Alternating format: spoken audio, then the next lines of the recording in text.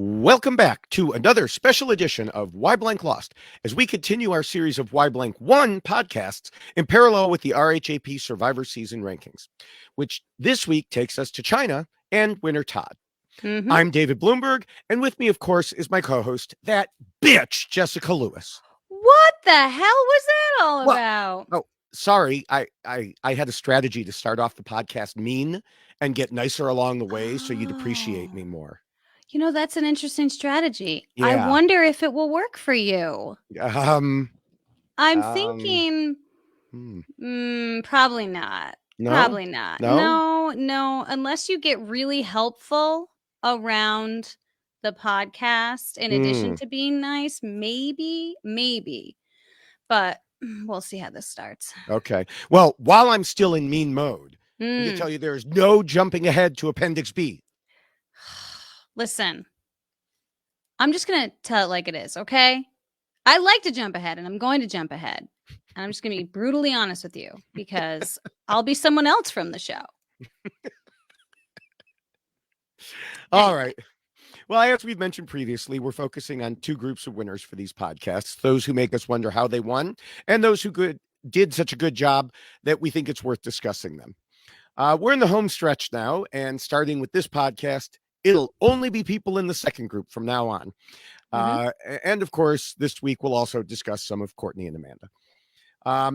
We'll do all of that by comparing their play to the rules I wrote after the first season and have been modifying ever since.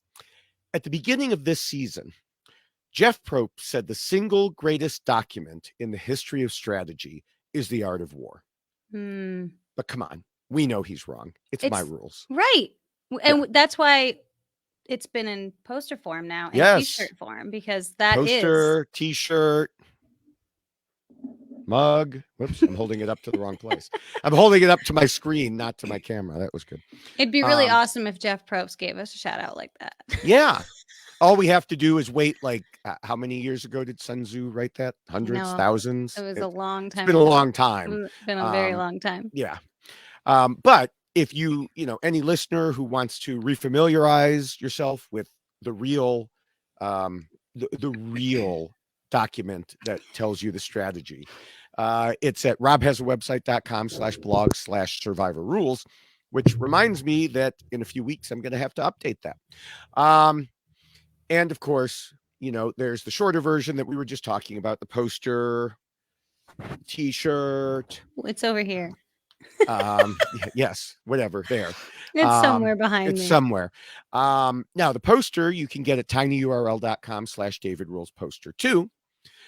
Everything else you can get at robhasawebsite.com or robhasapodcast.com. Click on the merch link near the top, take you to the RHAP shop. You can either scroll through to find any of these designs, or you can search mugs or search t-shirts or search sweatshirts. And we did not plan this at all. No, we didn't. It was very funny that we both ended up with our t-shirts. We both turned on the cameras and went, look at that. So great minds think alike. Absolutely. So before we get into discussion of the most important, or how each player did in comparison to the most important document in the history of strategy, there are some You're things. You're really putting yourself out there. I love why this. Not?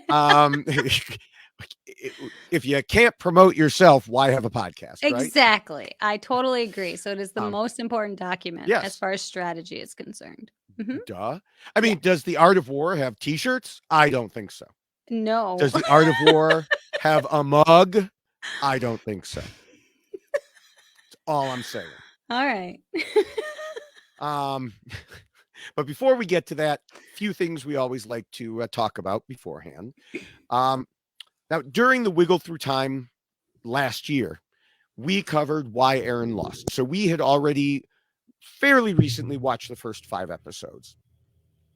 But when we rewatched them that time, we were not keeping an eye out for Todd. We were keeping an eye out for what Aaron did wrong. So we had to rewatch even those to, cover all the stuff, because a lot does happen early on for Todd, Amanda, and Courtney.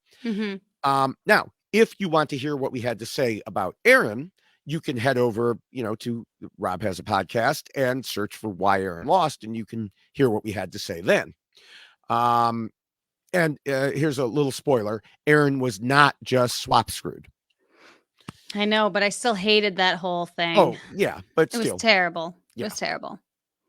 Now, in that podcast, and a few minutes ago, we discussed Jean Robert and his brilliant strategy to be a lazy jerk early and get nicer, which was so bad that he is literally an example of what not to do in the fifth rule of the greatest strategy document ever written. Human nature is such that you can bank goodwill or bad will. So if you show yourself to be a good person and you mess up, people will often forgive you. Oh, yeah, he didn't mean to do that. Right. Whatever. If you show yourself to be a bad person and you do something better, it doesn't suddenly mean you're not a bad person anymore. Yeah, it was something that I don't think. Well, I will say this. I think that we have seen in other seasons of Survivor where people do come in with a different type of strategy. And I think this can be equated a lot to those people who the not helping out around camp. We've seen that a lot more than I'm just going to be mean to people and I'm not going to be real nice and I'm going to be lazy on top of it. And then once I start helping and once I start being nice, then that shift will happen. I really feel like we've seen that lazy angle worked before where people think, well, if I don't do a lot now and then I do a lot later, then they'll realize that I'm improving. But it's not something that we've seen ever work. Right. So it's not something that I would say, yes, get out there and try this strategy because it's certainly not going to impress anyone on your tribe. I mean, for one thing, you got to make it past the first vote. I mean, how many times have we seen in the first vote, people are like, well, they talk about a whole bunch of different reasons. Well, that person wasn't doing anything at camp. Right. And I do think that that's what we see a lot is with that first vote, people are kind of scrambling sometimes to find reasons to vote people out because you've only been involved with each other for like 3 days and any little thing can be the reason why you get voted out. And so if that's your strategy going in, that could be the reason why you're walking out the door. Yeah. I mean, sometimes people get voted out first because they're a jerk. Sometimes people get voted out first because they're lazy. Hey, maybe being a jerk and lazy isn't the best idea. No. I mean, even if he hadn't been voted out when he was, Jean Robert's strategy was a loser from the beginning. Yeah. Yeah, it was definitely interesting to see the dynamic between he and Todd and how Todd was very mindful of what Jean Robert was doing, as was Jean Robert mindful of Todd. So I feel like Jean Robert walked into this game really having all of the tools he needed to play, I think, a really great game of Survivor if he had decided that that was the type of game he wanted to play. So it's unfortunate to see that he thought that this would be a smarter way for him to play the game as opposed to walking in going, I am a strategist for a living. Like, this is what I do. And I'm a larger male that's stronger than most of these people who are on my tribe. So this will be beneficial as well. And really taking advantage of those things that he brings to the table. It was just unfortunate to see that he decided to try to take it a different way. And it certainly wasn't working. No. Anyway, another thing that wasn't working, Amanda's shorts. Okay. Wait, before you start, I just want to say that when my husband found out I was watching this season, he saw her before he saw the fuzzy bottom and just said, isn't she the one that had her butt blurred out the whole time? Now, this is like years and years later, and he still remembers her with the blurred out butt. I mean, he has a better memory than me because I didn't remember that I had noticed it last year. And I certainly didn't remember that we had noticed it way back when, so the topic came up on the main Rob podcast and I had planned to bring it up anyway. And of course, we're talking about the blurring of Amanda's backside. And I couldn't figure out what the heck could she have been wearing to cause that? Because how often have we seen Survivor women with skimpy bikini bottoms? And she was wearing shorts. Yeah. But then, so, as I was preparing for the podcast, I was reminded that this had been a topic at the time of the original airing as well, as I looked back through my older articles and things. And I even asked her about it when I interviewed her. Look at you. You asked her about her fuzzy bottom. I did. And as a matter of fact, she laughed and said, my parents called me fuzzbutt. And she said, I honestly don't know. I have no idea why my butt was blurred so much. I guess it was because it was a family show. So even Amanda was a bit fuzzy about it. Oh my word. It is strange, the things that because honestly, like, I feel like that becomes more of a distraction than just leaving it alone. Like, just no one's going to notice. Every time something is blurred out is when someone goes, ooh, what's that all about? You know, I mean, but for the most part, nobody is paying attention to those types of things unless it's a very, very obvious top missing kind of situation where you have to blur it out. But come on, let the girl just wear Dave her taking bikini off bottom. all his clothes for a wrestling match that made no sense. But yeah. But did you notice when Amanda's sister came, her butt was blurred too? What? I'm pretty sure it was, when at least in one shot. I'm pretty sure she was wearing like the same shorts. I think you're definitely making this up. I would like to think it was the editors playing a joke, you know, but if they really did that, kudos to them, because that's really funny. And I have to go back and watch. Are you serious? I didn't write it down as a note, believe it or not. When I take strategy notes, we need to check this. That's because what my memory says. That would be hilarious if that's what they did. Yeah. That would be so funny, because someone then realized, like, this is overkill with the fuzzy bottom. Right. So let's just make it a joke. Yeah. Yeah. I like that. So yes, I did ask Amanda, and it's interesting because I find, and someone asked me about this on in the patron Facebook group, like, do you find yourself changing your mind over time, or do you find yourself having the same opinions? I said, mostly I have the same thoughts. I mean, some things change, but mostly I have the same thoughts, I find. And as a reminder to listeners, you know, the way I do this is I don't look at any of my old notes until I've watched the whole season already. Right. Yeah. And then I compare. And usually I have taken notes on the same things that I noticed back then. So you might say, time saver, David, just take your notes first. But Jessica called that cheating. So does that bother you? Yes, it does. So you know what that is? But what I have found that, it's interesting, because not only do I often have the same thoughts, but I often have the same questions. We'll get to one later that I was like, wow, I wonder if Todd did this. And then I found out, I asked Todd about this. Same thing with Amanda and her fuzzbutt. That's amazing. So I think we have a hashtag already. Yeah. Or the out of context quote people are going to find something out of all of this. So I like it. If out of context account, if you can't find something in our discussions of Amanda's fuzzy butt, that's it. You're done. Hashtag fuzzbutt. Yeah. So anyway, funny. but speaking of interviews, one of the people I also interviewed, of course, was Courtney. I think hers was the most fun. Now, my memory tells me I wasn't her biggest fan during the actual airing of the show, but she turned me around either as the season went on, or at least in that interview. And she even said during one part of the discussion, so, I would be interviewing and typing as they were answering. And so sometimes they'd have to wait for me to catch up. And during the discussion at one point when I was typing her answer, she said, I'm not a heinous bitch all the time. Oh, she called you out. No. She was saying it was in reference to how she acted. She was calling herself out. Oh, I thought maybe you had herself. I thought maybe you had called her that at one point in time. I don't think so. I did call two of the people we discussed at the last podcast that. But no, that was just her making fun of herself. Interesting. She's great. I enjoy her. Yeah. And that interview led to a big question about who voted how at the end. because I had asked her about her relationship with Frosty, and she said, the overblown showmance attempt was funny for both of us. It's more uncomfortable on his end, but I didn't get a vote from Frosty. I got it from PG. And I said, well, the official CBS site said you got a vote from Frosty and Denise. And she was like, no, Frosty and PG told me how they voted. And then, so I know that I got it from PG.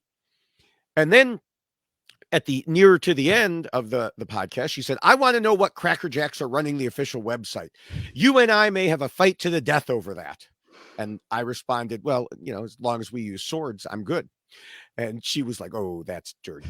But here's the thing. As I was preparing for this podcast, I was like, oh, I don't remember who it was that voted for her. So I'll check Wikipedia. And Wikipedia said, no, Courtney didn't get a vote from PG or Frosty. Nope. It was James and Denise.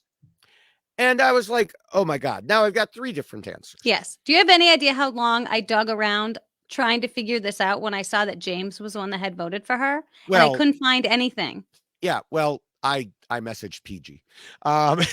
Look at you. I was like, hey, this is a situation. Can you tell me what went on? And she was like, yeah.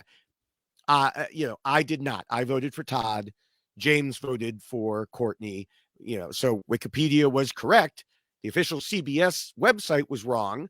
And Courtney must have misunderstood in the chaos of the post finale. Because remember, I was interviewing Courtney right after she had the finale, the post finale party, a red eye to New York, and the early show. And then, right.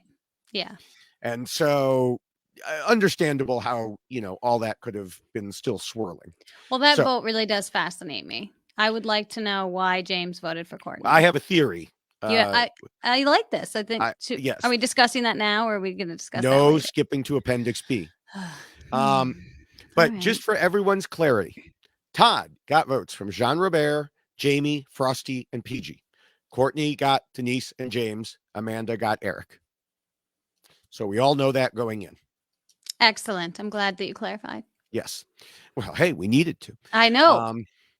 So anyway, when I was writing my articles for Reality News Online, my website, sometimes I would pre-write the bulk of a Why Blank Lost column headed into the finale when I knew there was no way that person had a chance to win. Because I generally had to write at least 10 articles the night of the finale and then the day or two immediately following. So anything I could get done ahead of time was really good. Yeah. And that was when they only had 4 finalists going into the finale.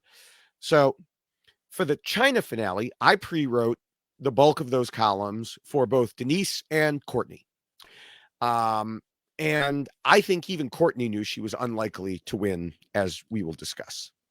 Well, I must say that I had forgotten that she actually finished second until I watched it again. Me too. Yeah. I was like, what just happened? That's later in my notes. I was like, oh God, I totally forgot that. I completely forgot. I 100% thought Amanda got second. And then as the votes are being read, I was like, wait a second. Courtney got second? Yeah, I was definitely surprised. I had completely forgotten. Yeah, it was. Now, of course, both of us completely forgot that this was a tribal council where 3 people got votes, because a few podcasts ago, we said we couldn't remember any where that happened. And we were quickly told on Twitter. And this was, in fact, the first tribal council where 3 people got votes. And I love it. I know we're going to talk about it. But I do love it. Yeah. So besides those things, is there anything else about the season that you want to discuss before we get to the rules? Somebody named James. He did not have a fuzz butt. He did.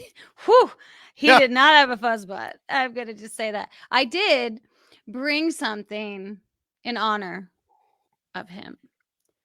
I have an apple. Don't bite that apple. Don't bite the apple. And James, I'm not going to. I'm going to listen to you. I'm not going to bite the apple. Damn it. Listen, James is just such an incredible character. And I will say this about a majority of the people on China, so I can understand why this season was so far up on the list. What a great cast. There are times that they put people together and you're kind of like, I don't really understand this. I'm not sure why this person is on this season or whatnot. This season had so many personality types that were all very enjoyable. I mean, some were frustrating and some were confusing, but overall, there was so much great stuff to watch and be entertained by that overall, just the cast was great. And the first time James opened his mouth and was talking about being a gravedigger, I about fell over initially watching the season because unbelievable. Something, you've never, I mean, I don't think there's ever been a gravedigger on Survivor, but just such a genuine person and so enjoyable to listen to. And so it pains me every time when he has to walk out with 2 idols in his bag. That's very painful, but he believed everyone. But I will say this. So He believed everyone, and he didn't do very good math. I Yes. know he didn't. But here's the one thing about James I will say. I mean, I know I've said it a lot, but I spent most of the season in my brain reliving one particular moment where I'm like, when is that challenge going to happen when he's all like oiled up? And I know this sounds terrible, but I was waiting for it because I'm like, I know at some point there is this challenge. And I was getting more and more disappointed as the season progressed. And then I slowly began to realize that was one of the other seasons he was on with Amanda, not this one. And then I was like, God damn it. Excuse my language. But it's just like one of those things where like, boy, that image just burned into my brain. So that was something that you could probably have found it online. I have. Yeah. I definitely have. Okay. Okay. It's there. If you search James, it comes up real quick. But not only nice to look at, but just a nice overall human being. So yes, and I will say there were so many beautiful people on this season as well. Just such a great cast. Loved them all. The personalities amazing. Such a great group, and I've had the pleasure of hanging out with quite a few of them. Hearts Reality and various functions and things that we've gone to. So I will say just great people all around. I have not gotten to hang out with James though, so that's still on my bucket list. I'm just gonna say. So that's Oh, and I will say this too, not about James. Now I'll just talk about something else that I do really miss about Survivor. The cultural component that this season brought was so amazing. I love that we learned so much about China.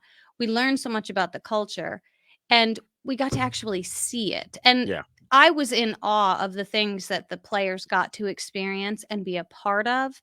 And this is what I feel like is now missing from Survivor, because we're repeating Fiji and we're missing so many of those incredible moments, because I do think that not only Survivor provides entertainment, but it also provides some education, and an opportunity for people to see places they'll never see in their lifetime and learn things about those places. So I was really enjoying that aspect of it as well.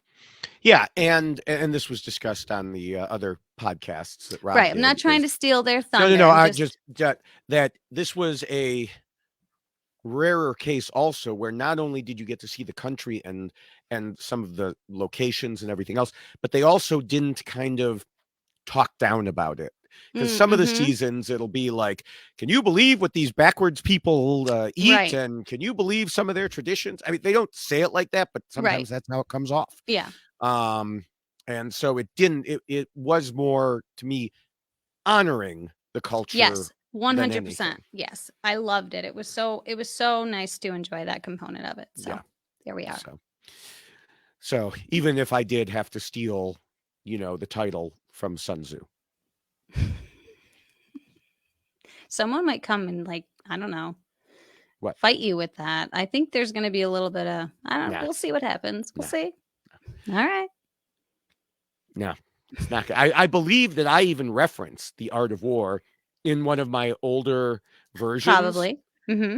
But that just shows you that I am more up to date and better, because I referenced him. He didn't reference me. He should have. Listen, if someone mentions this in their final tribal, then you know. Okay. That's right. Anyway, moving on. Lots of people come into Survivor with a plan, but few come in with a plan that's specific down to the types of people they will align with. And almost nobody can actually make that happen and ride it all the way to a win. Todd did it all, and it worked spectacularly. The question we need to answer is why it worked for him when it often doesn't work for other people. Now that we've done a full rewatch and I've gone back over my interviews and articles from the time to look at them with a fresh perspective, it's time to take a new look at why Todd won. The first and most important rule, of course, says to scheme and plot. And I don't know if there has been anyone who showcased this rule better than Todd, other than, maybe Rich Hatch. Todd started planning before he even got into the game, following that portion of this rule that talks about how Rich Hatch and Rob Sesternino did that. As he told me in my interview with him, my plan was to find people that I could align myself with that would work to my advantage. I knew I needed someone smaller than me, someone I could trust, and someone stronger. So I found Courtney, Amanda, and Aaron originally, but it turned into James.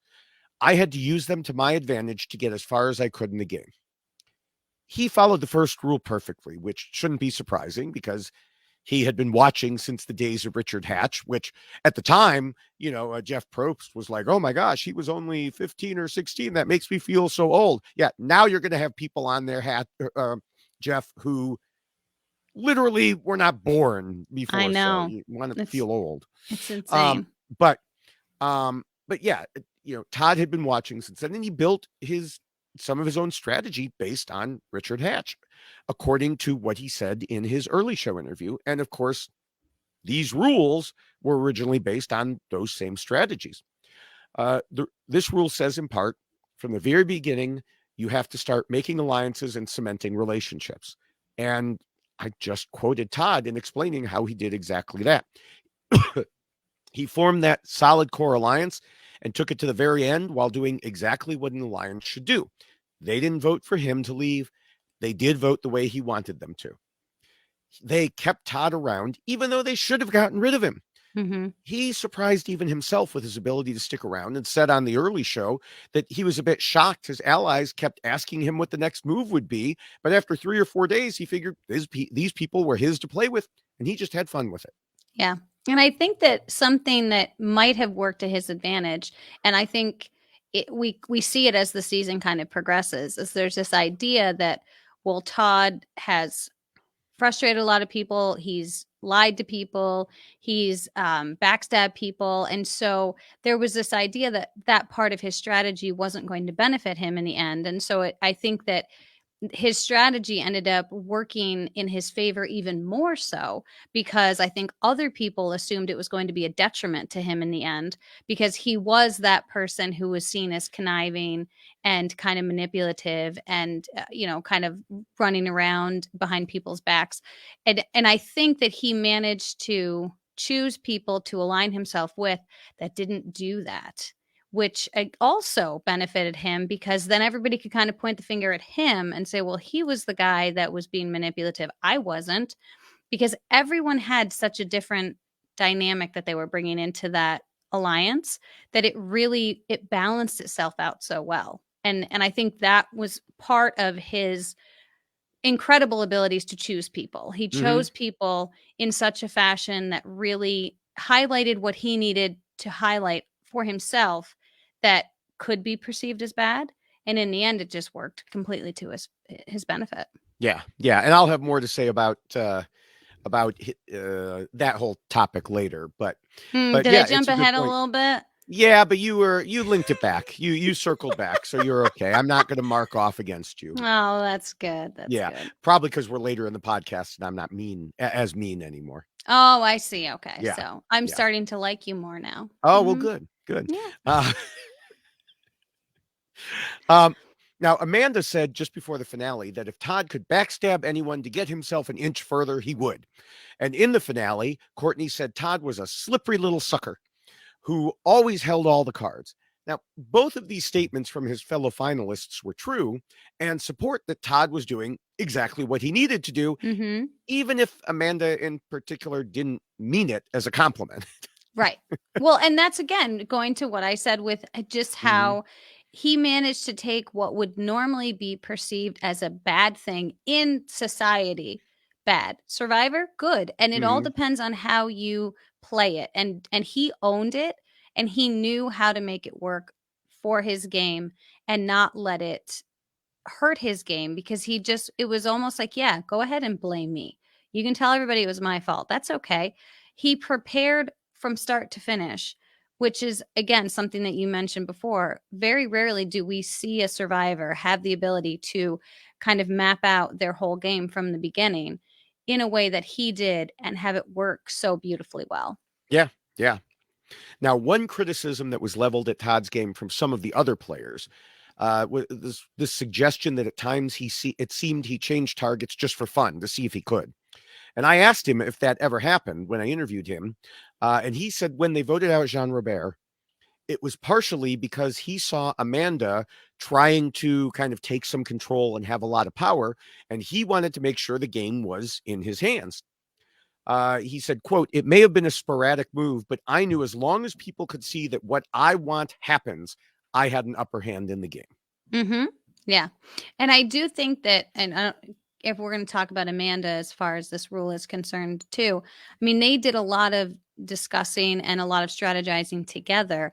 And so he was really in on all of the strategy and had the ability to take moves essentially away from Amanda, which I didn't Right. realize the first time I watched this season how great Amanda really was. I was very impressed with her gameplay and her ability to see what was happening and strategize, talk to people, come up with ideas and moves potentially for the game, but it really did get taken over by Todd, which I thought was fascinating because watching the season unfold, you would think Amanda should win. And I just was reminded Amanda finished third. Yeah. Yeah. Now, yeah, before I get to Amanda, I do want to say we could go on and on with examples about how Todd controlled the game, much, like, we were just saying, but there's really no need to. So yeah, moving on to Amanda, she was his partner in crime almost throughout the whole game. When I interviewed PG after she was voted out, I asked her what the most eye-opening thing was that she saw on TV but hadn't known about while she was out there. And she said the same thing you just said. She Mm. was really surprised about how much Amanda was doing and had no idea how much she was contributing in terms of strategic gameplay. Mm-hmm. And the reason was she said Amanda had been doing such a good job of staying under the radar. But that's where Amanda went wrong here. Yes. She understood scheming and plotting. She knew she needed a strong alliance. She did her fair share of deceiving and backstabbing, even if she wanted to pretend otherwise later. But as PG indicated, she hid her scheming too much. She became one of the earlier victims of what would later become a special corollary to this first rule, warning against exactly this. Yes. And Um, go ahead. well, I was just going to say, everybody knew she was solidly with Todd during the game, but at least some of them didn't know she was more than a tag along, much like you said. Right. She was a partner in the planning, and they frequently discussed the possibilities on how to play. So when it came time for that final vote, Amanda was at a disadvantage because at least some of the jurors felt she was as much a tag along as Courtney. Right. And I think that this is something we've discussed in previous podcasts where it's the flashier player ends up getting the credit for the moves and Todd knew enough to make him even seem more flashy to people when he talked to them and the way that he presented himself. So it certainly worked to his benefit to get the credit for the moves that Amanda was actually coming up with because Amanda was perceived in a much different light. She wasn't seen as a flashy player because the conversations she was having were very quiet. They were with Todd, they were with maybe one person, but it wasn't these big conversations where, Todd would almost bring everybody into the fold and have a sit down and go, okay, is this what we're doing? Is everybody in agreement that this is what we're going to do? And really kind of flip things around. where you never saw Amanda doing that. She would Right. have those one-on-one conversations, but she was never bringing everybody to the table to talk to them at once, coming up with a grand move on her own. It was always on the heels of Todd presenting it to the group. So yeah, she never got credit for those ideas that she and Todd came up with together, or she might have come up with on her own. Right. Right. Now, I just moving on to the second place person who we forgot was second place. I mentioned that people saw Courtney as a tag along, and that's not me lobbing an insult at her. In the finale, she admitted that she had just slipped through the cracks to get to Final Four, and she used the term tag along for herself. She capped it all off by noting that she was not a lifelong Survivor fan, had no strategy or any idea what she was doing. But as Todd described at the reunion, he saw that he needed her around and therefore he kept her. It was not so much a conscious decision that Courtney herself made, so much as him leading her. Right. And I will say that this Courtney benefited Todd in not just necessarily a strategy component, but the idea that there was a smaller in stature person Yes. that Todd could use. I mean, if you come in thinking this is what I need because I'm smaller in stature, so I need to find someone that will be weaker than I will be perceived. And not that anyone was weak, but again, perception is reality when it comes unless you were to trying to chop a rope, right. we would. But there were things that she was clearly very strong at, and and that's the beauty of the Survivor challenges is that there are things that people's physical build helps them in, and we saw her do that when she won immunity.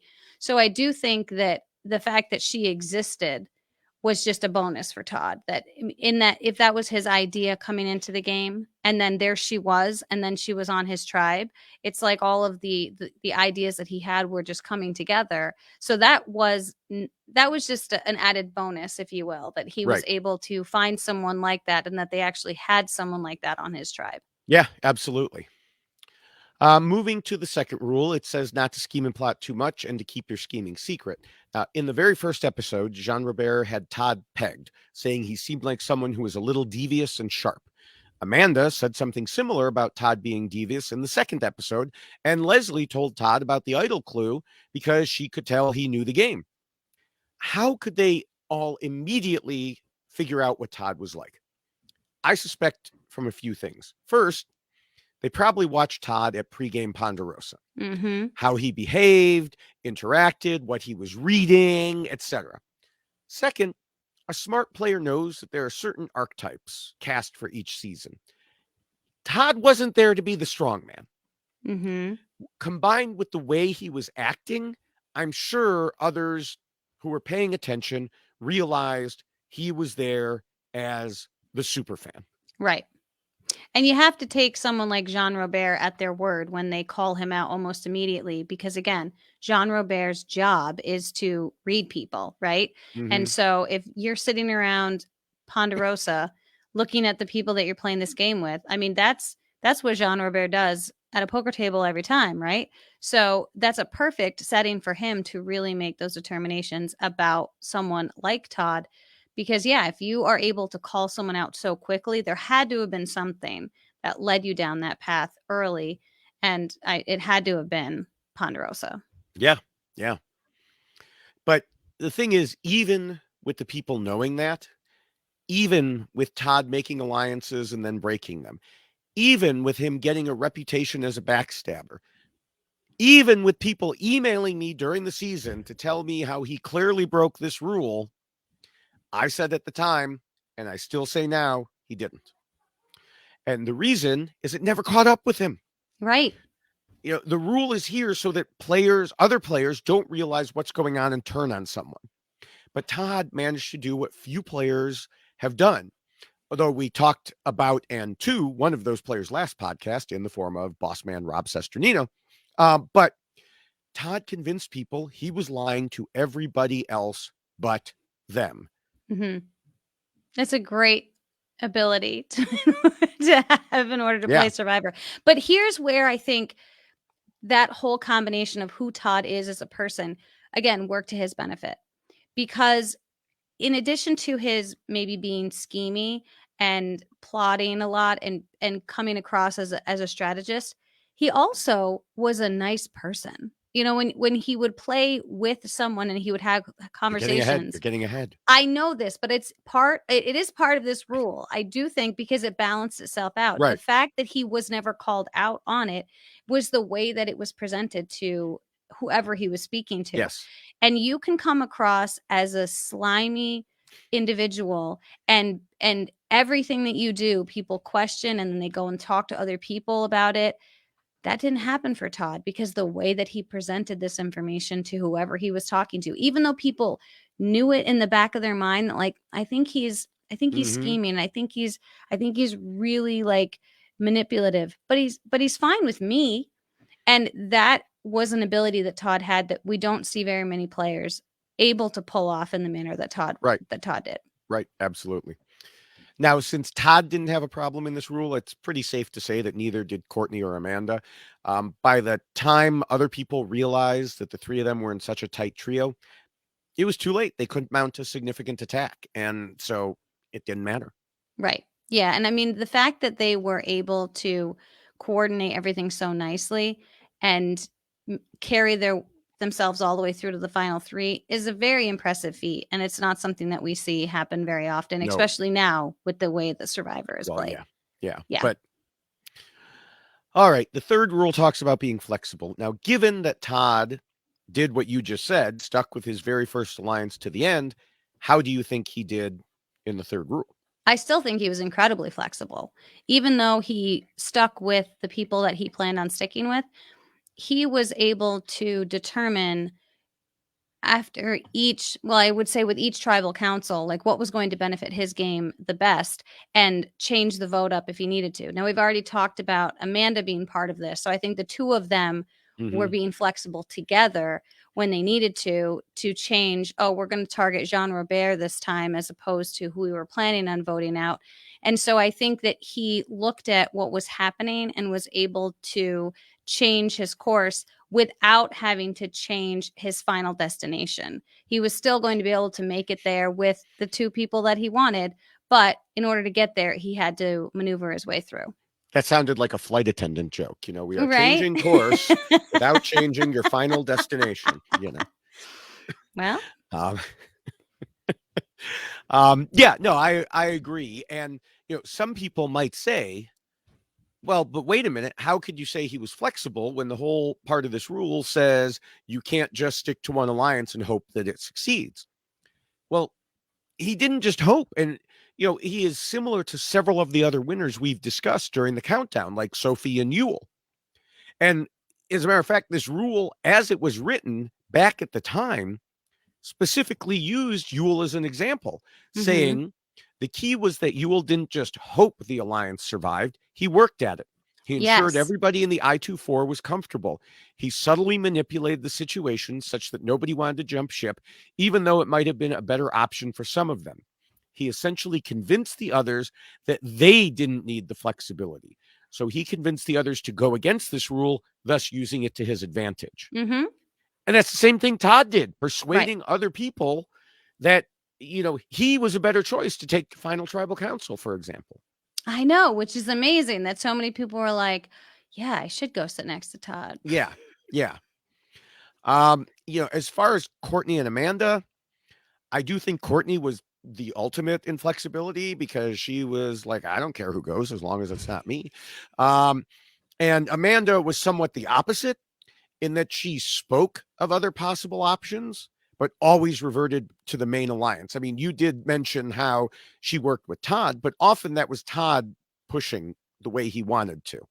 Right. Yeah. I mean, I think she tried, and I do think that we've got to give her some credit because I do think that she was looking at her options and she was determining whether or not I should take this person versus this person, and it came down to who she thought she could beat.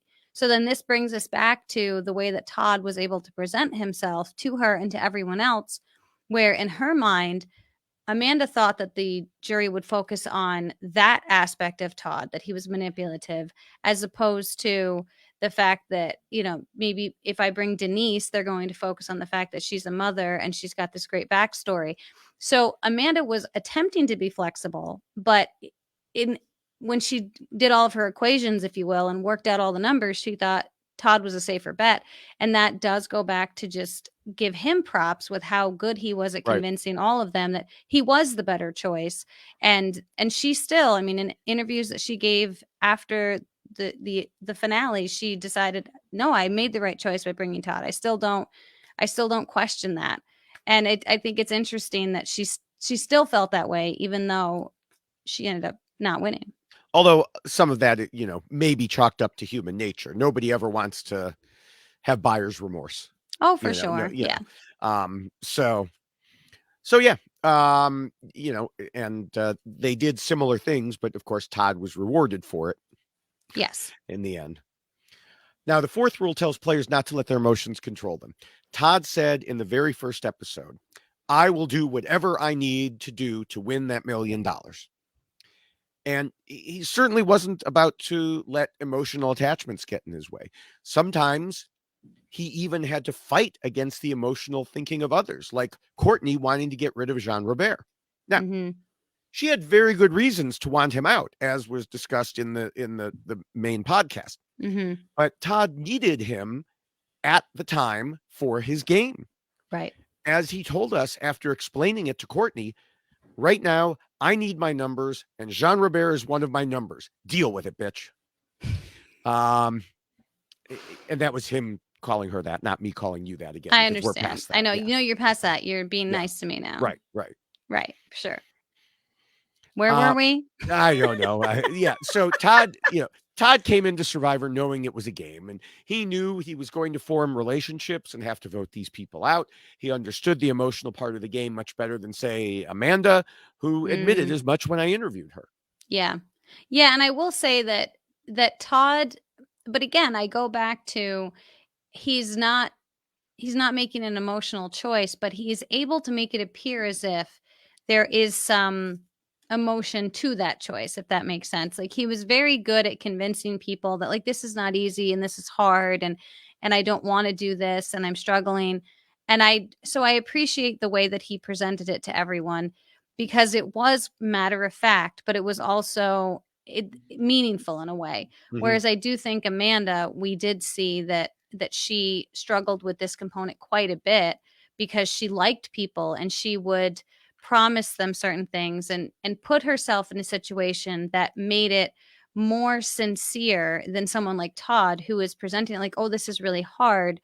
She was the type that was assuring people, I'm not going to backstab you, and I won't do this and I won't do that. And then she ended up having to do it. And I think that in Survivor, there is this thing that happens when it becomes more or too personal to someone, that it has more of that effect. So it was almost like people expected it from Todd because the way he had been presenting himself, like they weren't surprised when he did certain things. But with Amanda, I feel like it would surprise them. Like, oh, well, she's such a nice person. How could she do that to me? And I think she struggled with that quite a bit as well. Yeah. I mean, the emotional part of the game definitely caught up with Amanda. And you said in Survivor, it can happen. I've seen it happen in much shorter games, in a game of Mafia. Okay. Where you're trying to figure out who's in the Mafia, or you're in the Mafia and you're thinking you want to kill off the other side. And in both cases, I've seen it happen where someone's like, oh, that person, they're new. Let's let them stick around a little longer. And it turns out they're in the Mafia and they win. Right. Or that person, they got knocked out early the first 2 games of the night. Let's let them stick around. And there was one time I was in the Mafia with someone else, and he was like, I don't want to do this, and I said, well, rule number 4, man. And sure enough, that person ended up taking us out and winning the game. And he was like, okay, I'll never do it again. I'll never allow my emotions to control me. See, he needs the rules. Right. And that's just in a short game there. Now, most of us are friends and know each other. So but yeah, you really get to know people, obviously, here. And it just caught up with Amanda. Right. Courtney told me, I think the game was really hard on Amanda. She was a good emotional person, and it bothered her and started apologizing and had guilt. I don't know what happened, but I had the highest regard for her. I have nothing bad to say about her. I don't know. I guess it's just different. Mm-hmm. And then she ended by saying, I wonder what it would be like to have feelings. And this is why we love Courtney, Yes, because she will exactly. just tell you exactly what she thinks. Yeah. And even though, I mean, she certainly had her reasons for having issues with Jean Robert. I mean, 100%. But I don't think that was necessarily an emotional reaction that she was having to that. I think it was just very Courtney. Courtney, I think, is an interesting person because she's just honest with how she feels. And so I don't think she lets her emotions control her. I think she's just very much like, this is me, and I'm going to tell you exactly what I think. And if you don't like it, I don't care. And so it's not even necessarily like letting her emotions control her. She's just telling you exactly what she thinks. And sometimes in Survivor that works really great for you, and sometimes it works against you. Yeah. Yeah. Now, going back to Amanda, I'd say she seemed to be doing fine when she was merrily going along and backstabbing people with Todd. And I mean, like, she was okay when she booted James. But then emotion did start to take over. After spending the day alone with PG, she suddenly felt a bond that hadn't been there for a month. Right. And we could see on Amanda's face how depressed she was that she had to vote out PG. And it seemed like this was the beginning of the end for Amanda. She was done. She said herself in the finale that she was over all of it. She had made it through 37 days and she couldn't do the final 48 hours. No, I think that it's when it gets really cutthroat and you're getting down to the end. You have to have a certain makeup in order to feel okay about everything that has transpired, and then to have to defend everything that you've done. And I do think that was a real struggle for Amanda, that like you said, we saw it on her face. I mean, it was something that not only did she struggle with, but I think the people playing the game with her struggled with it too, because that was how they saw her. And so they saw her as this really kind, nice person. And then when they realized what she was doing, it hurt them so much more because it was coming from Amanda. Yeah. Now, the fifth rule talks about the social game and reminds players they need to pretend to be nice. And Todd is a perfect example of how important the pretend part is. You mentioned this earlier, and I yelled at you. Yes, you did. He connected to people. He made social bonds with them. And all the while, he knew he was going to put them on the jury and would be wanting their votes. And we saw him saying a few not so nice things about some of his fellow players along the way. But other contestants told me in interviews that he kept the snide part of his personality hidden. Like when, I quoted him calling Courtney a bitch. He would never have done that to her face. Right. Which flipped that with Courtney, and she would have. Right. Yeah. Amanda talked to Courtney specifically about how many people liked Todd and how he had made connections with a number of jurors. In the recap episode, Todd was doing impressions and just having a great old social game. He had that ability, to work these people. Yeah, I think that's a good way to describe it. Kind of like he can work a room really well. Yeah. I think he's very good at reading a room and seeing the people that are around him and understanding how to relate to each one in regards to like what they need at that point and what they need at that moment. He was very, very good at doing that, and it didn't bother him. And I think the reason why it never bothered him is because he came into this game with that mindset. He had already determined that. It wasn't like he had to play the game and then go, oh, geez, this is hard, and have to have that conversation. He had it with himself way before he walked onto that, airplane to bring them to China. I mean, he definitely was already there in that mindset. And that could very well been part of his shtick, if you will, at Ponderosa. Because it was so planned out, I wouldn't be surprised if he even planned out things like that at Ponderosa. Yeah. Yeah. Now, I already mentioned one comparison to Courtney, but another is that she had a sharper edge to her. Not on the sword, perhaps, but to her. In the finale, as they were looking ahead to Final Tribal Council, Courtney mentioned her, quote, winning personality and noted, I'm sure I've ruffled a few feathers. And Amanda admitted to me that one of the things that she regretted about her own game was she just didn't have as many personal connections with a lot of people. And PG similarly told me that while she spent a lot of downtime talking to the others in the final four, Amanda just kind of held herself off a bit. Yeah. And so you had Todd in there mixing it up, making friends, and Amanda holding back. Yeah. Todd's like that cool kid at school that makes you crazy because you're like, what has this guy got that I don't have? And I feel like Amanda probably was struggling with that too, just playing the game with him, because obviously you're going to be watching what everyone is doing. And I think Amanda was trying so hard to convince herself that people will see Todd as the schemer that he actually is, that she wasn't seeing how people were perceiving him. And I really do feel like it was like that cool kid in school that everybody just thought was great. You know, he's the kid that could do anything at the, you Right. know, wherever he ended up, like he could make friends with anyone and he could go anywhere and always fit in.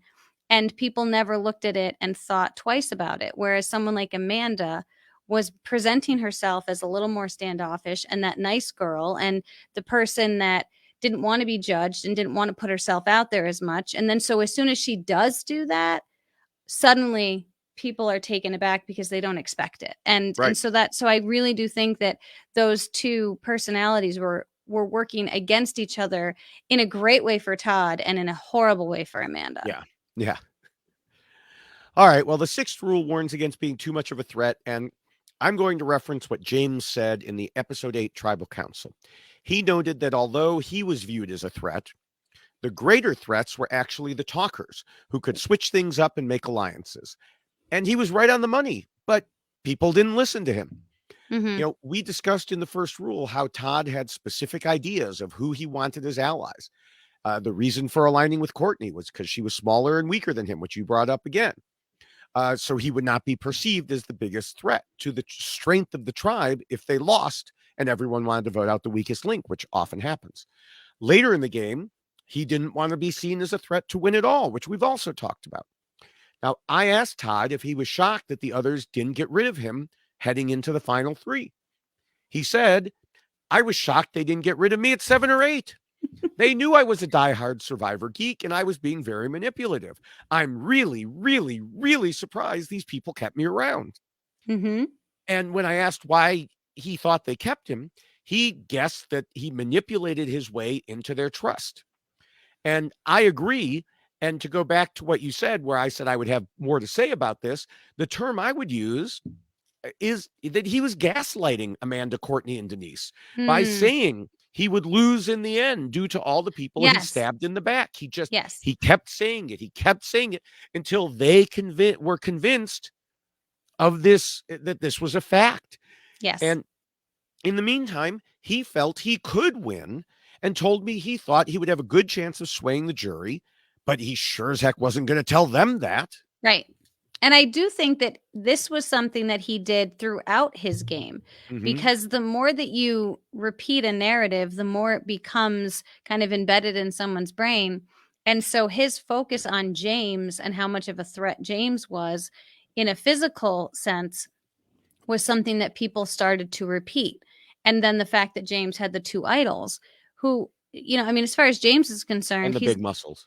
Well, yes, that's the physical component I just addressed. but you know, James was so much kind of under the guise that this alliance was going to work and this alliance was solid, that the use of those idols never even entered his mind because he didn't think that it was necessary. And so it was one of those things that Todd was able to convince people of just by referencing it, by talking about it. And I do think that we saw him, he did this throughout the whole game. I mean, I think that the gaslighting is a perfect explanation of how he convinced them that they would beat him in the end. And he said that to anyone that would listen. Like, anyone who sits next to me is going to beat me because I've gotten so many people mad and I've upset so many people and I manipulated so many people. And it really did, I think, affect Amanda more than anything, because Amanda really did have a choice to say, I want Todd gone and keep Denise. And she opted to keep Todd. And I do think he was very, very convincing in what he said to them about how that final tribal was going to go. Yeah. And just to verify, she did have that. Courtney told me she didn't want to get rid of Todd, but if Amanda had said, let's vote out Todd, Courtney would have done it. Yeah. Yeah. I mean, Courtney was, to her credit, I mean, I know that she used the term tag along to talk about herself, but I think that Courtney was the best kind of tag along that you would want to have, because it wasn't like she wasn't trying to play the game. She was understanding, well, if this is what happens, then this is going to be the best thing for me, Mm-hmm. even if that happens. And I'm still working with these individuals. And so if that's what she decides, I want to be able to work with her. So I'm going to go along with it. So she was working through the options as well. And I do think that, yes, that probably would have been what we would have seen happen. But I don't think it was just because she was kind of throwing her hands up in there and going, whatever. I think she was processing things the same way that Amanda was. Right. Well, and what she had said to me was, at the time Amanda had immunity, and she said, well, in that situation, you do what the person who's wearing the necklace wants, Mm-hmm. and then you can always blame her too. Right. So, yeah. She was Um, very aware of what was and happening. I believe Todd told me had he been voted out, he would have voted for Courtney to win. Interesting. So Mm, now, speaking of Courtney, I did mention at the beginning of the podcast that I knew she wouldn't win going into the finale, but Jean Robert beat me to it by a couple months because he said in episode 7's Tribal Council that he very much saw Courtney making final 2 or 3 because she was not a threat. We were both right. there you go. Good job, John Robert. Yes, he occasionally got something right. But she managed to Again, a pull out read. multiple votes. She did. She did. So, all right. The 7th rule covers dealing with idols and advantages. Now, idols were still fairly new to the game, but Todd was right in the thick of things. As we discussed earlier, he got information about the first clue from Leslie because she figured he knew the game and wanted to work with him. That went real well for her. Then he pretended to be nice, and to Dave when they kidnapped him, even though Todd found Dave incredibly annoying, as did like everyone in the world, which led to Dave giving him that idol clue. But idol clues and the idols themselves were much more cryptic in China than they are now. Even with multiple clues, Todd couldn't figure it out and had to loop in Amanda, which also had the effect of solidifying their alliance a bit more. They, of course, found it and gave it to James so he could pull off a blindside that never happened, thanks to Balut. And, to further solidify James within their alliance. Right. And this was a phenomenal plan. I mean, what a Mm-hmm. great plan that you have an opportunity like this. And this goes back to the weird twists of Survivor and how you're able to kind of manipulate the game based upon what's being presented to you. So it's not like Todd walked into this season knowing that there was going to be this kidnapping element, right? Right.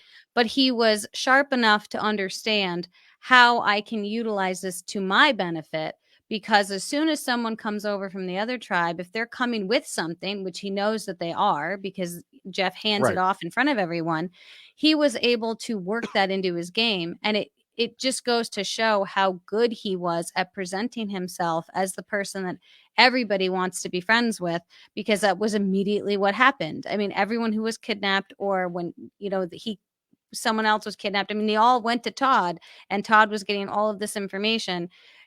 To his credit, was Mm-hmm. pulling off something that very few people can do when you're meeting someone in such a short amount of time, and then they are connecting with you in that way that they're willing to share such powerful information. So for sure, the fact that he was able to take the spin that Survivor was presenting with him and work it so well to his advantage, it would have been awesome to see that move actually play out. Yeah. Yeah. Now, I did think that the one funny scene was Todd explaining to James not only where to find the second idol at his camp, but also how to use the idol. Okay. Right. When you get to Tribal Council, this will happen. Jeff will say that, Yeah. Yes. And then James was very proud of himself that he had both of them. And Todd was Right. very frustrated because he told them how to find it and gave him one. Well, this is one of those questions that I was talking about that I wrote in my notes. Why didn't Todd ever ask, James for one? And then I look at my interview and I said, why didn't you ever ask James for one? So my brain apparently still works the same way it did back then. Nice. And Todd said they actually made a deal so they would share the idols together if they ever needed them. So that's why Todd never specifically asked for them back. And he wasn't worried until later when the game had progressed and James still hadn't given one to him, hadn't Right. offered it to him. And Yeah. that's when Todd became concerned.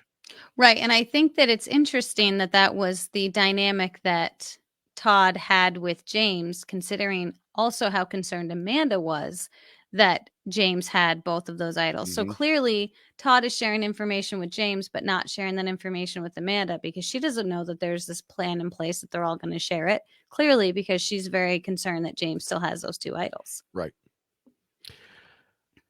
So we can move on to Appendix A, which is about the rest of the tribe keeping their end goals in mind when voting, and says to vote out the weak, then the strong, then the weak, then the strong. Todd not only understood this rule, but as we've already discussed, took specific precautions to guard against it. He knew he didn't want to be seen as the weak early on, so he brought along Courtney. He didn't want to be seen as the strong later, so he brought along Aaron and then James. And then as his foursome started knocking people out on their, march toward the end, he picked off the bigger threats when he could, always keeping in mind who fit where in his puzzle, always planning for the end game. Now, something else too that I think should be mentioned here, as far as all three of the people who were sitting in that final tribal, they all had one idea in their mind as far as that final tribal council, which I always find this fascinating. I know I've mentioned it on the podcast before, but Courtney has talked about it in how they all wanted to sit next to each other because they were all so similar. Like they were all young, they were all, very similar in just in kind of what they presented, as they didn't have like the mom archetype sitting there with the young kid sitting there Right. with the the bodybuilder type sitting there. They were all very similar in the way that they presented themselves to the tribe as young, beginning their careers kind of individuals. And so I thought that that was really fascinating that they wouldn't be able to kind of pick everybody apart by their personality. And then also they couldn't pick everybody apart because they all played the game together. The three of them were from the start to finish playing the game as a threesome. And it's one of those things that I think that it made it that much more interesting to see them sitting in the final three together, because there wasn't a whole lot of definition as to who they were as a person and how they played the game. So people really had to look closely at it. And I thought that was fascinating that that was something all three of them were mindful of as to who they wanted to sit next to in the final three. Yeah. And that's something that, is fairly frequently discussed or has been on Rob Has a Podcast is, do a bunch of older adults want to give $1 million to a 21, 22-year-old? Mm-hmm. Do young people want to give it to an older person? Does the mom archetype work out? Does, you have to look at the way things work out. But if you're sitting there, like you said, with people who don't have that variation, then that doesn't play into it. Right. Yeah. One less thing to worry about. For sure. All right. So now we can move into the long-awaited Appendix B, which covers the jury phase and final tribal council. And I think everyone knows Todd was a superstar here. Yes, he was. And kudos to you for waiting, till Appendix B. You know what? Listen, people might be a little bit bored with this one because I didn't jump around enough. Okay. Oh, is that it? Yes. Oh, okay. I'm sorry, we're near the end. So yes, you're right. You are so right. I'm gonna eat my apple now. Oh no, don't take a bite of the apple. I'm gonna do it. Todd knew exactly what he was going to say to the jury. There was even a secret scene from before final tribal council where Todd discussed how he planned to emphasize that he was playing a game and played strategically. He thought a lot of the jury members could be upset with him, but he intended to talk about how well he outlasted them, while also saying he couldn't have done it without them and buttering them up. Yes. He figured the only reason he wouldn't win is if people judged solely on emotions, and he knew if the jury looked at his gameplay, he would win. And he was right on all counts. He followed his plan to perfection in the actual final tribal council. Yes. Todd understood the necessity of making a good impression and saying what they needed to hear. He apologized without apologizing, saying that all of his personal relationships with them were real, but the strategy was just part of the game. His opening statement was that he hoped the jury could see the difference between strategic decisions and personal relationships. He came to play strategically. He knew he couldn't do the physical side, but he could be the most strategic, which was his dream. And all of this managed to encompass two main points of this appendix. Right. And what I will say too, like one of the things that people in the final tribal council, I think, suffer from is not having a firm thing to say when they start. Mm-hmm. They all know that Jeff Probst is going to say, okay, now it's your turn to say what you're going to say. Everyone knows that that's what's going to happen. And if you don't know what direction you're going in from the start, you immediately will lose people on that jury. They're just not going to be listening to you. If you start with, which we saw Amanda do, clearly you're not presenting yourself in a fashion where you are here to play, I'm here to win, and I'm going to argue to why I should.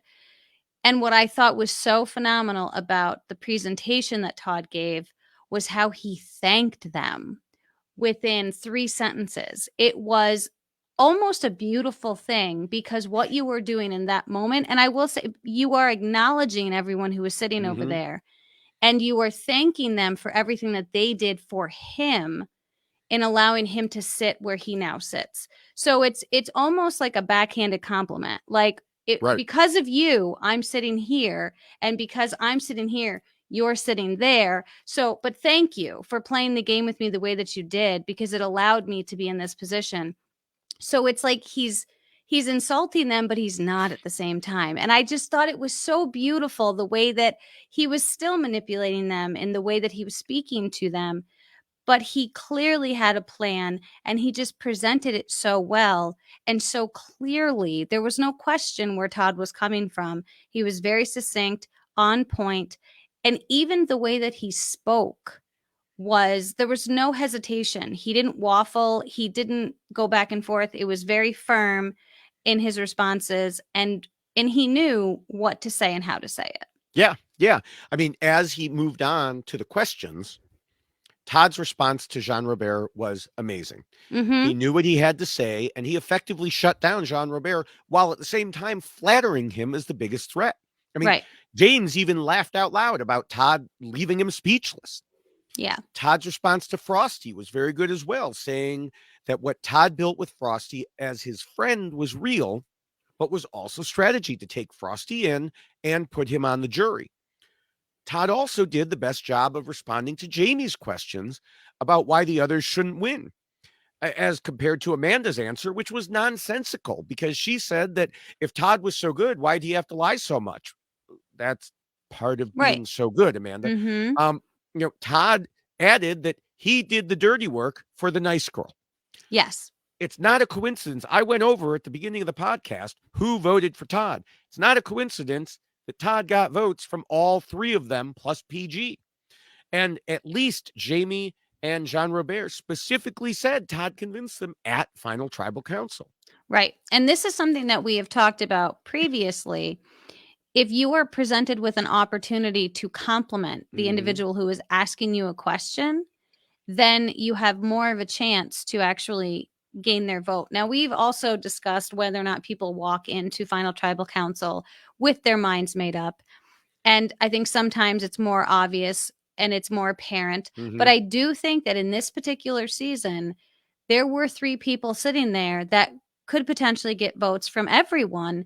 And so there was a lot of question as to who was going to actually win the season, because it really could have gone anyway. You start looking at who's on the jury and who they could potentially vote for and why would they vote for this person. So he had to sell it in that Final Tribal Council because, as I said before, they were so similar in who they were in their personalities, their ages, and where they were in their life. And they had all played the game together the entire time. Now it's time to step up and separate myself from these 2 and explain to you why what I did was better than what they did. And that whole idea that he was just the schemy, manipulating person, clearly he was continuing to scheme and manipulate during Final Tribal Council, but he did it in such a way that nobody thought that that's what he was doing. And Amanda, I think, really was relying too heavily on the fact that, well, that's what the jury is going to focus on, that he was scheming and he was manipulating everybody and he backstabbed more than anyone. And he owned it. He was Right. like, yeah, I did the dirty work for these two sitting next to me. And they're sitting next to me because I had to do that, even though Amanda did so many of those things on her own, but she didn't own it. And he owned it. Whether or not it was true, he absolutely owned it. Yeah. And the thing is, he didn't just nail his preparation for himself, but also his prediction for the other two. Yeah. He said in that same secret scene that he believed the jury perceived Amanda as a nice, kind girl who was out of her element. Yes. She was humble and reserved, but she got caught up in her words and choked up a lot. And he thought that would hurt her. And whoo boy, was he right. You know, I mean, we already discussed Amanda's emotional state near the end of the game, and she was pretty much falling apart by the final four. Right. After that penultimate final, or the final four tribal council, Amanda said that she was, quote, so over this and complained that Todd made her look bad in that tribal council. The funny thing was, he didn't even do it on purpose. She made herself look bad by going against her word to Denise and then trying to hem and haw about it. Right.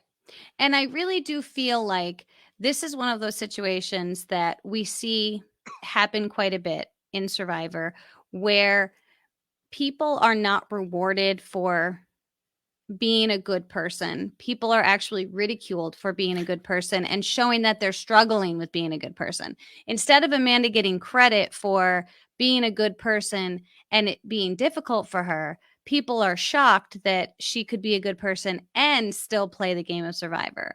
Where someone like Todd, who is perceived as manipulative and schemy, well, then we're not going to hold it against him. When the two of them were doing the same thing together, we're going to hold it against Amanda and give her a hard time for backstabbing me or treating me badly, but I'm not going to hold it against him. And then you have someone like Courtney, who was just brutally honest and just told you what she thought. And so I kind of feel bad for Amanda, because Amanda was like just trying to be a good person. And you've got schemy Todd, and then you've got Courtney that'll just be like, I don't care what you think, I'm going to tell you what I think. And then she gets credit for that too. So Yeah. it was like, she gets rewarded for being brutally honest. He gets rewarded for being a plotty, schemy person, and Amanda gets nothing for trying to be a nice person. I know, but I mean, the thing is, at Final Tribal Council, her opening statement was weak. Yes. And PG's comments to Amanda encapsulated a lot of my own thinking at the time, saying she was tired of seeing Amanda looking at her with those doe eyes, Yes. sounding apologetic because she wanted Todd to take the fall, which, of course, led to more doe eyes from Amanda. Mm-hmm. This appendix does note that if the jury is looking for an apology, the finalist should give it to them. But the key point is the finalist needs to know what the jury really wants. Right. We've already talked about Todd understood that. This group didn't just want it, oh, I'm sorry. They wanted to know that the members of the final three did something. Right. But Amanda was so busy being contrite that she failed to point out her own strategic contributions. The only thing that we saw her talk about was the James blind side. Now, was that a good move? Yes. But as Eric pointed out in his own comments, it was also kind of obvious. Again, math. Yeah. Amanda didn't bring up her own strategic contributions. To put it very bluntly, as if I were Courtney, Amanda's performance in front of the jury was horrible. She sat there looking depressed and broken at a time when she should have been upbeat, pushing herself as the best player ever. As Courtney told me, Amanda kind of fell apart during Tribal Council. Right. And you add that to the fact that she was so in the shadows with all of the work that she was doing with Todd that they didn't know that she had been involved in all of those decisions right along, and actually giving him ideas and coming up with these things together, making these decisions together, in addition to also winning immunities, the last two, which are the most significant immunities to win. There were so many points of her game that she could have sold. And unfortunately, this is a situation that we see a lot. If they don't see your game, during the game, you can't then try to convince them in final tribal. And if you don't convince them at all, then they're not going to think you did anything. And Right. so, Amanda suffered from that, and Todd just relished in it. He was like, yes, it was all me and I did everything. And I just helped these two along. So it was just an all around bad performance for her, in addition to the way that she presented herself during the game. And so unfortunately, maybe if she had come out guns blazing and really like, let me tell you about my game that you never really saw, because Todd was the one in the forefront, kind of jumping around and doing the things that you saw. I don't know if it would have worked out differently for her, but at least there would have been a better understanding as to what she did. And maybe Todd wouldn't have spent so much time building himself up. He would have been more on the defensive with what Amanda was saying. Yeah. I mean, this is, a huge flaw in Amanda's game. And we saw it the following season, too. Same exact flaw. And it was funny because at work, this was a few years ago, I found out there was a new attorney coming on, and her name was Amanda Kimmel. And I walked up to her, and she clearly wasn't the same Amanda Kimmel. And I said, oh, well, I'm glad that you're not the Amanda Kimmel from Survivor, because that Amanda Kimmel never did good in front of a jury. um, so, but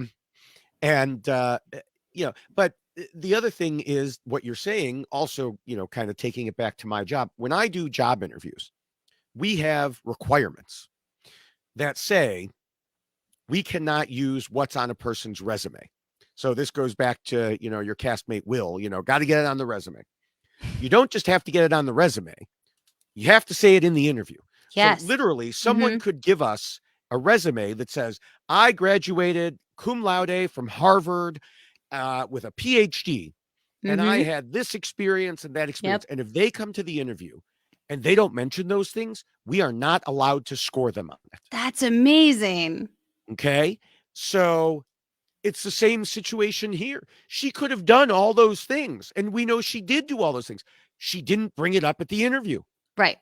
Well, and that's very similar to my actual profession. I know you just talked about a lawyer, but there are times when I have had juries actually say to me, we didn't know what we were going to do until we heard your summation, because you throw so much at them, like during the actual trial itself, that they don't really know, how does this go with this? And how does this mean? What is all of this? And how, until you actually put your arguments with those pieces of evidence and explain it all to them.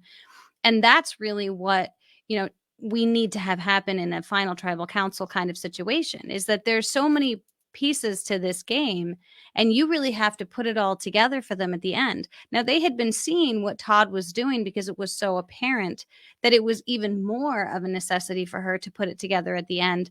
But I do feel like, that is a huge issue for Amanda, is that idea that she wants to play the type of game that she's playing, but you can't play that game if you're not going to sell it in the end. You have to, because otherwise people are going to be confused and they're not going to know what you're talking about. And they're going to be like, well, I still don't know what I'm doing because she hasn't explained it to me, which is unfortunately what we saw happen. Yeah, and the same is true in, as you say, in a summation, if you're writing a technical document, which I do, frequently. Yeah, here's this point, that point, that point, that point. There's a conclusion at the end to bring it all together. Here are the different lines of evidence. Here is where it comes to. And this is one thing I think that you lose when Survivor removed the closing arguments. Yes. They have the opening and the questions, and that's it. But the thing is, as a player, you have to know when Jeff says you have an opening argument and you have questions, you've got to create your own closing argument. Yes, you do.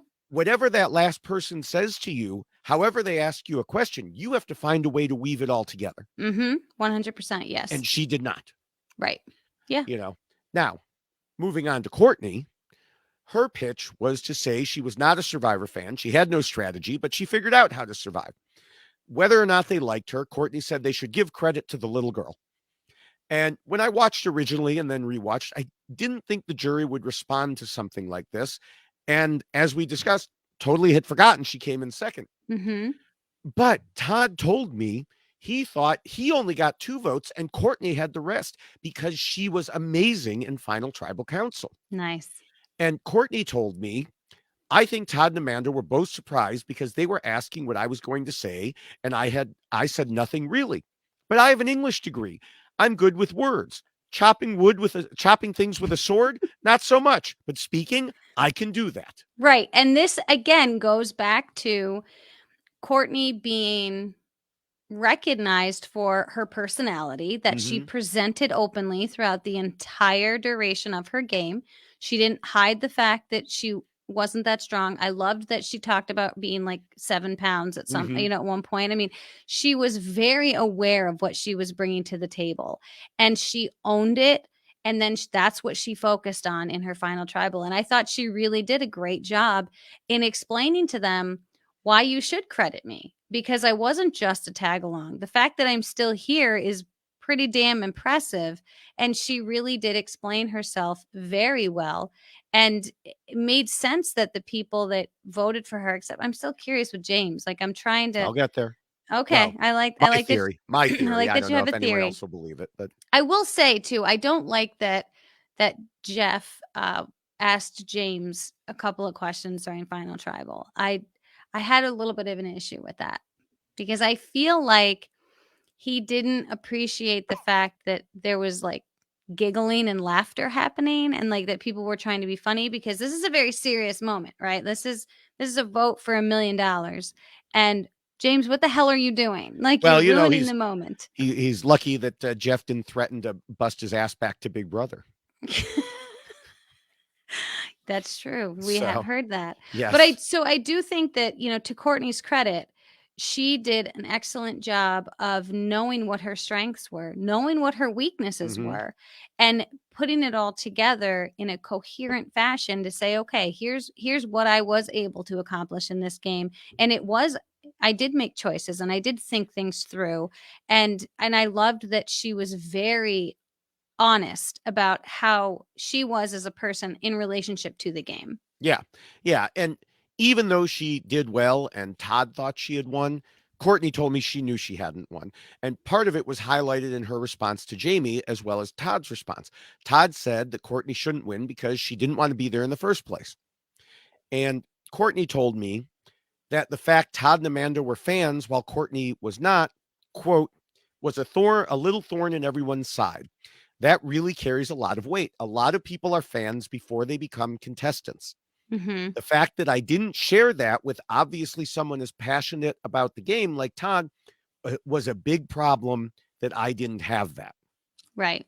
And, as for herself, she refused to respond to Jamie because, as she told me, she really liked Todd and he was her best friend in the game. Quote, I thought he deserved to win. I didn't put myself on that same playing field. I think I spoke well for myself and earned second place above Amanda. Todd did me a good turn and was a huge reason I made it that far. I'm not going to hate him for that. Just because Jamie said dance doesn't mean I have to dance. I will say too, they dressed up in like similar costumes at Hearts of Reality, and it was very, very cute to see them. They were both like, she was an angel and he was a version of an angel. It was very cute. So yes, they're clearly still very close. For a minute, I thought you were going to say a virgin of an angel. I'm like, no, that was Eric. No, they're very, very cute. Yeah. Now, getting on to the James vote. James said in his speech, I'm not going to be a bitter Betty. And then he voted for Courtney. To me, he was being a bitter Betty. It looked to me like he was upset that Amanda and Todd outplayed him. So he voted for the one person who didn't. That's interesting. I like this theory. I mean, we saw his face. They cut to his face when Amanda was talking about how she was the one who organized the James vote. He did not look happy. I don't think he knew that up till that point. And I think that soured him on her. And maybe he was planning to vote for her until that point. Interesting. Yeah, that is interesting because yes, that makes sense. I like this. I mean, we've seen this before. People who say game. I'm going to vote totally on game. I'm going to vote totally. And then they don't. Right. We've seen it many times where people are, all high and mighty about they're going to vote for the game, and then they get mean about it, they take things personally.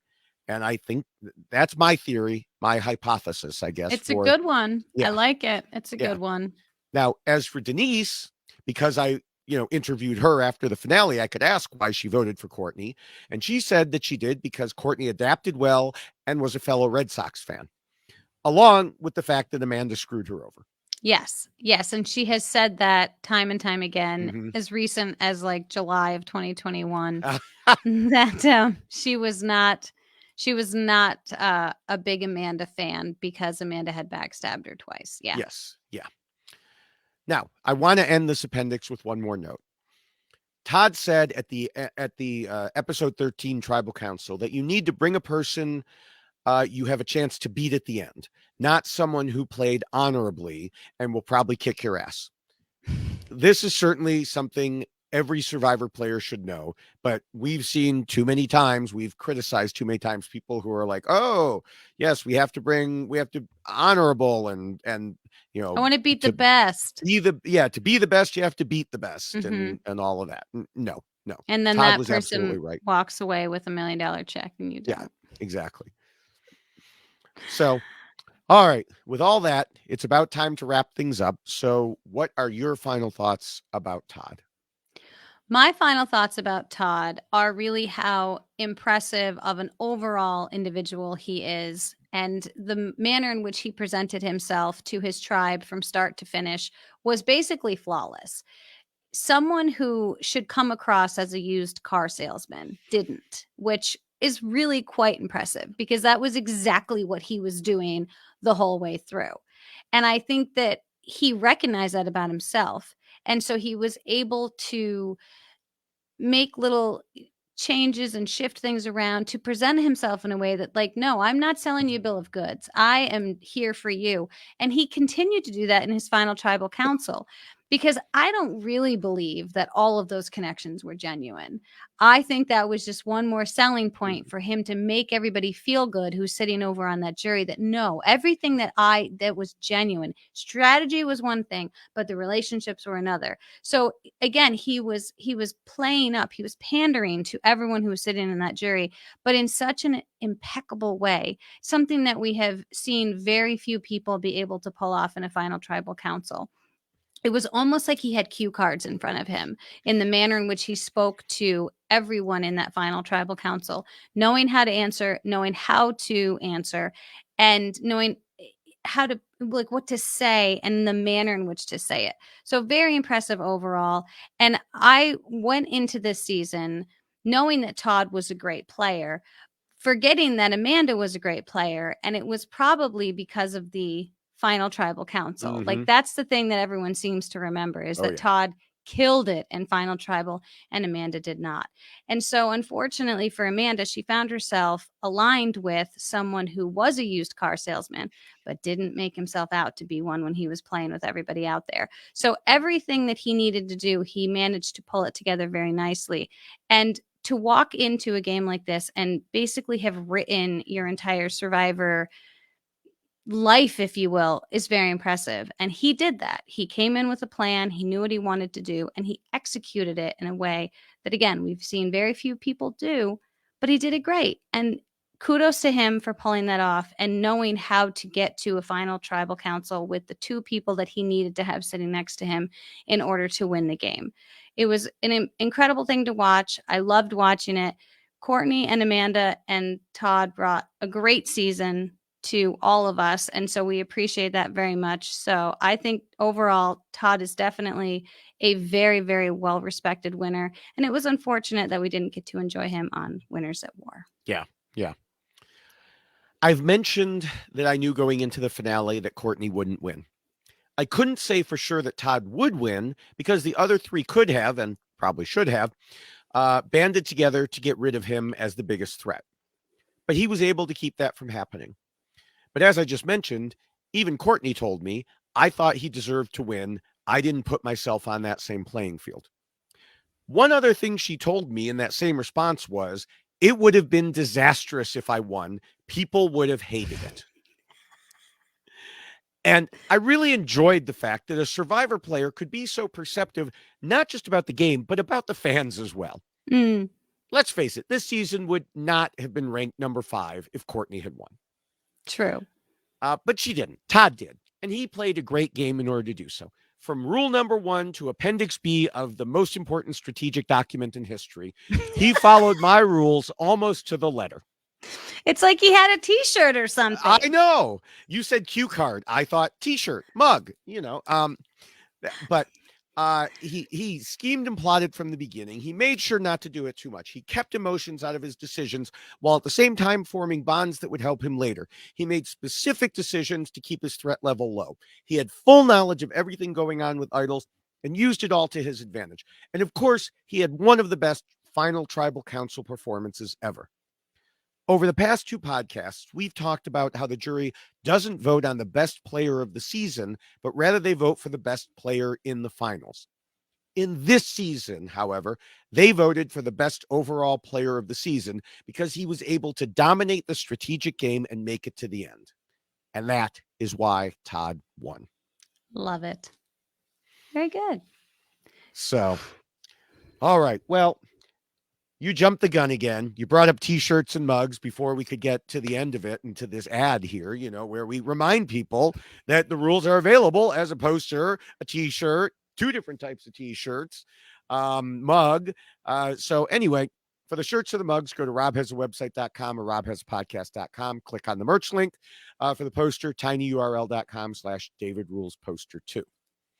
And if you are outside of the United States, contact me through Twitter. Slip into Jessica your DMs. Lewis 89. Yes. That's right. To my DMs. Yes. So before we continue, there's one thing I wanted to bring up, and it is interesting because people who are watching or listening may not know, how each of us prepare. We've talked about it some, but I think it's interesting. I think you and Todd are similar because as a lawyer, and on this podcast, you work from some notes. Now, I've never seen you in court, but I have a feeling it's like this podcast. You have everything laid out in your head. Mm-hmm. And you can go boom, boom, boom, and through it. Mm-hmm. Yeah. If I tried to do that, I would forget things. So my notes are much more detailed. Now, some of that is because I have to, I have specific quotes to throw in there and stuff like that, which obviously I couldn't do from memory. But so I'm not going to say that I'm like Amanda because no, I'm not. But I'm not Todd either. I mean, he was able to go in there and he prepared all these things and said them, and he didn't have notes in front of him, and so I think that's interesting. You are more like Todd in that regard. Look at that. No, I will say that it's something that I've utilized in my practice, obviously, and it's something judges have commented on after they see my summation. They're like, you never even looked at your notes. I'm like, no, that's because I write it all down and I put it up here. And I don't know how I do it, but I it's probably because I practice way too much. I do actually practice so I can memorize a lot of things, but then yeah, it's very, very difficult, I will say, for sure. But I appreciate the preparation that you put into this podcast because I do think it allows me to be not as prepared as you might be with all of your written notes, because I've told you before, I go down rabbit holes. I end up on YouTube videos that I never even knew existed. And I'm like, what am I watching right now? But it's fascinating because I learn new things by just the random, things I end up clicking on. And then it brings me to something else and it brings me to something else. So this is definitely a very fun process, but yes, we do certainly approach it in a much different manner. Yes. Anyway, as we wrap up, I want to encourage people to check out the RHAP patron program at robhasawebsite.com/patron. Once you join, you'll see so many ways to interact, have fun. Right now, most of it is focused on Big Brother, but not all of it. There's 2 special podcasts for patrons just about Big Brother. And one of them is a Q&A podcast. There's a feedback podcast for the Survivor Countdown.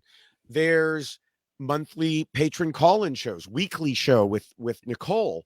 And then, probably when Big Brother is over and we're on a more normal schedule where Rob isn't having to watch a whole season, at least one season a week, plus Big Brother and everything. Mhm. There's all the other patron things, patron mafia. We talked about mafia, patron family feud, all these different things. And of course, there's the Facebook groups with a great community of people, including both of us, where you can talk about Survivor, Big Brother, life in general. So again, go to robhasawebsite.com/patron. And once you get to the Facebook groups, make sure to say hello. Yes, and you should also say hello to us on Twitter. I am at Jessica Lewis 89 and he is at David Bloomberg. You should follow us both because you get both sides of the story with various postings, especially since there will be a new season of Survivor starting in September. And you'll have to see how we both live tweet during the shows and how Bloomberg tries to take credit for my tweets. And, it's a whole You mean thing. the ones that I actually post before you and Listen, the timestamps show that? we've already determined that our brains are very similar in certain things. And I think Yes. sometimes we're just both on that same wavelength. But there are receipts. I think sometimes I've beaten you, and then No. you want to take credit. Yes. Or Yes. maybe you just see that I post it first, and then you just don't do it because you're like, damn it, she beat me that time. I know what's happening. You're checking my feed before you post. Yeah. Yeah, I see. So you should definitely follow us both at Jessica Lewis 89 and at David Bloomberg. Yes, and even though we're not podcasting about Big Brother this season, I have been live tweeting most Big Brother episodes, and in fact, I did the same thing to Rob, where I beat him by several seconds on a comment too. Look at you. So getting yourself out there. Yeah. So the hashtag for this podcast, although we had talked about it being Fuzzbutt earlier, come on. The official one is why Todd won, because that's what we've been doing. But hey, anyone who wants to hashtag Fuzzbutt, have fun. I think I'm going to hashtag Fuzzbutt just because people will click on it. They might. I hesitate to think about what other things might be at that hashtag. But, I know, it's interesting. Yes. And of course, there's the hashtag for this podcast overall, YXLost. Everyone should make sure you're subscribed to all of the RHAP Survivor podcasts at robhasapodcast.com/survivor or on your favorite podcatcher. We are also on the reality TV RHAP Ups feed, where you can find a whole wide range of things, including a lot of Big Brother stuff. Do I get to say thank you now? Yes, you do. Oh, you paused for a second. I paused. So I was like, wait, take a breath. What's coming next? All right, so we're going to thank Scott St. Pierre for all of the incredible editing that he does for Why Blank Lost and all of the things that are posted on RHAP. He does incredible work. So thank you so much, Scott, for all the work that you do. And then also thank you to Will from America for the incredible theme song that he wrote that is very, very catchy. So you should definitely, listen, sing it at work, walk around humming it. It's great. So thank you, Will, for that incredible song. And thank you, David, for another super fun episode of traveling back in time, back to China, and watching an incredible season. I really had a fun time with this rewatch. Yes, so did I, except for the episodes that had Dave in them. But that was just too much. Thank you very much also for joining me once again to talk Survivor. As a programming note for the future here, everyone, we will be back 2 more times in the countdown to talk about winners. So this is number 5. We have 2 more times. We will be here for the number 3 season, and we will, of course, be here for the number 1 season. So, crazy. And right after the countdown, we will transition into Survivor 41. Yay! Which I'm so worried about. I am too, because all we hear on commercials are, it's a completely different game. No, Jeff, we don't want a different game. We want the same game. And we already know that you cut way too many days off of the game. So I'm okay with him cutting days off if they're just like downtime days, and they needed to. I mean, they needed to for various reasons. But, sure. Like, I totally get it.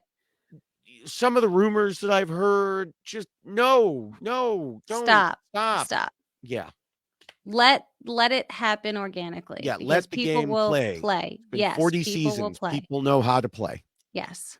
But don't want to end on a down note. So just think about there's going to be more Survivor. And think positive thoughts until we're proven otherwise. That's right. So, all right. So everybody should therefore watch for us in 2 weeks when we talk about the number 3 show, the number 3 season. We'll talk to you then. Bye.